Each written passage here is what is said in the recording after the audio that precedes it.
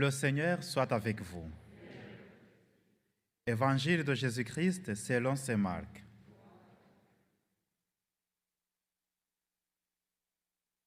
En ce temps-là, des pharisiens abordèrent Jésus et pour le mettre à l'épreuve, ils lui demandaient: est-il permis à un mari de renvoyer sa femme? Jésus leur répondit: que vous a prescrit Moïse? Ils lui dirent: Moïse a permis de renvoyer sa femme à condition d'établir un acte de répudiation. Jésus répliqua: c'est à raison de la dureté de vos cœurs qu'il a formulé pour vous cette règle. Mais au commencement de la création, Dieu les fit hommes et femmes. À cause de cela, l'homme quittera son père et sa mère, il s'attachera à sa femme, et tous deux deviendront une seule chair. Ainsi, ils ne sont plus deux, mais une seule chair. Donc, ce que Dieu a uni, que l'homme ne le sépare pas. De retour à la maison, les disciples l'interrogeaient de nouveau sur cette question. Il leur déclara: celui qui renvoie sa femme et en épouse une autre devient adultère envers elle. Si une femme qui a renvoyé son mari en épouse une autre, elle devient adultère. Accueillons et acclamons la parole de Dieu.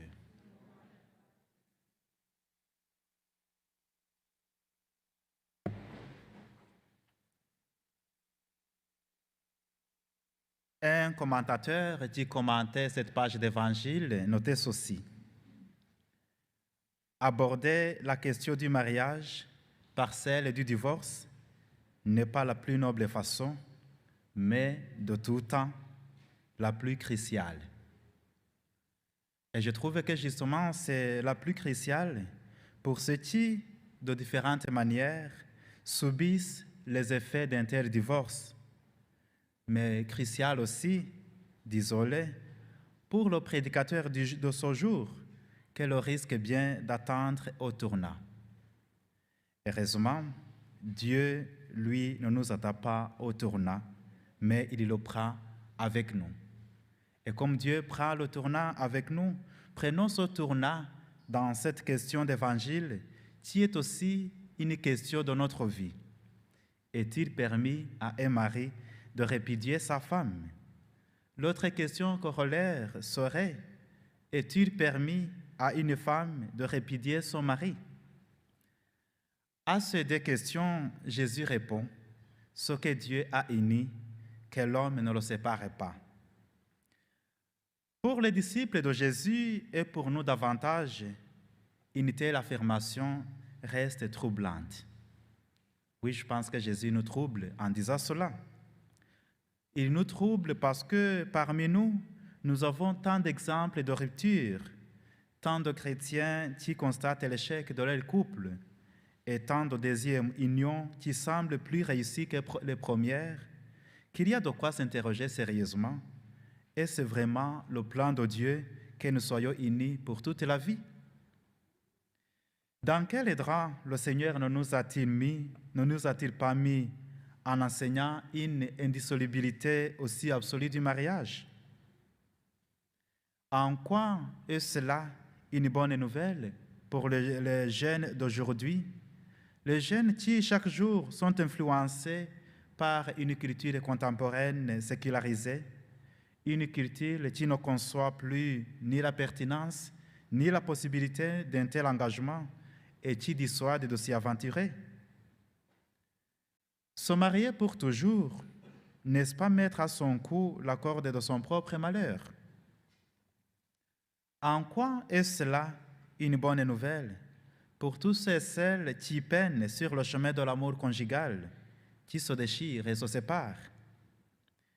La dureté des exigences de Jésus ne vient-elle pas les culpabiliser et, en écartant les divorcés remariés de la communion eucharistique, les mettre à l'écart de la miséricorde de Dieu? En quoi cette exigence de Jésus est-ce une bonne nouvelle pour les couples qui trouvent dans ces exigences les exigences du mariage chrétien un chemin d'épanouissement et de bonheur? Est-ce que la fierté d'avoir réussi l'examen ne risque pas de les enfermer dans une autosuffisance un peu orgueilleuse et pharisienne, les conduisant à regarder de haut ceux et celles qui ont échoué, donnant ainsi un visage de l'Église et de la vie chrétienne toujours plus élitiste, réservé aux meilleurs, non aux petits et aux faibles? Eh bien, il me semble que ces questions sont légitimes et il est très légitime de les poser. Et il faut les poser pour essayer de trouver la bonne nouvelle que Jésus nous donne dans cette page d'évangile. Il faut chercher à comprendre, à trouver, parce que Jésus ne s'est pas trompé. Il a une bonne nouvelle à nous annoncer. Mais laquelle? Il me semble que, loin de rigidifier, Jésus vient plutôt dynamiser le mariage. Mais comment? Il dynamise le mariage en s'attaquant à une maladie spirituelle très grave qui, dans les cercles religieux de son temps, était devenue comme une pandémie. Et cette maladie s'appelle la culpabilité. Je crois que quand Jésus répond dans sa réponse, il s'attaque justement à cette maladie. Et c'est une maladie, désolée, qui est encore très présente dans nos jours, même au sein de notre Église. Et au lieu de la culpabilité, Jésus, lui, propose et nous invite à la responsabilité. Quand on essaie de parcourir les évangiles, j'ai essayé, mais à travers les évangiles, je n'ai pas encore trouvé d'exemple d'un épisode où Jésus, à la souffrance de l'échec, à la souffrance de la séparation, à la souffrance de la solitude et de l'incompréhension, aurait encore ajouté la souffrance de la condamnation ou du rejet. Jésus ne s'est jamais contenté de la simple réaffirmation d'une loi connue et justifiée. Jésus ne rappelle pas la loi devant les intéresser. Il vient plutôt à leur rencontre. C'est ce qu'il fait au-devant de la femme aux 5 maris comme de celle convaincue d'adultère. Pourtant, me direz-vous, aujourd'hui, dans notre page d'évangile, Jésus rappelle bien la loi. Oui, il rappelle bien la loi, mais constatez bien qu'il ne le fait pas devant les personnes concernées, mais face à tous ceux qui veulent biaiser avec cette loi et le mettre en difficulté. Et précisément parce qu'ils savent combien Jésus est porté à accommoder cette loi, à faire passer l'homme avant le sabbat. Si Jésus réaffirme la loi, c'est parce qu'on cherche à le piéger sur sa miséricorde, dont on sait qu'elle prévaudra toujours sur cette loi. Oui, chez Jésus et avec Jésus, la miséricorde passe avant le jugement. Et nous, qu'est-ce qui passe d'abord? La miséricorde ou le jugement?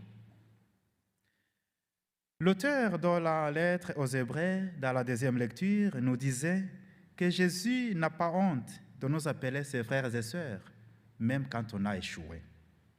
Il n'a pas eu honte d'assumer notre humanité fragile. Il n'a pas honte d'accueillir sans les culpabiliser tous ceux, toutes celles qui peinent sur le chemin de l'amour conjugal, qui se déchirent et se séparent. Pourquoi nous aurions-nous honte?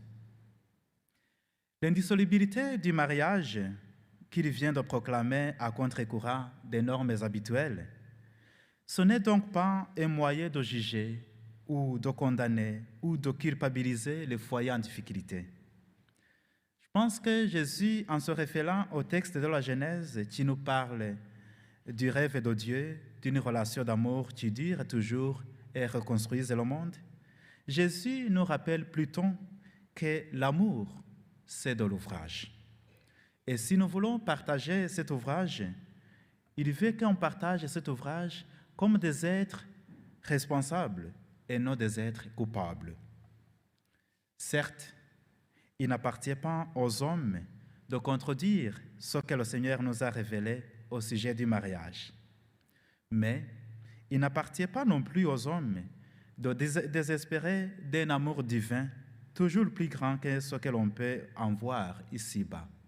Oui, Dieu est plus grand que toutes les institutions. Dieu nous veut comme des êtres responsables dans cet amour et non comme des êtres coupables. Au cours de cette Eucharistie, demandons la grâce d'être guéris de cette maladie qu'on appelle la culpabilité. Amen.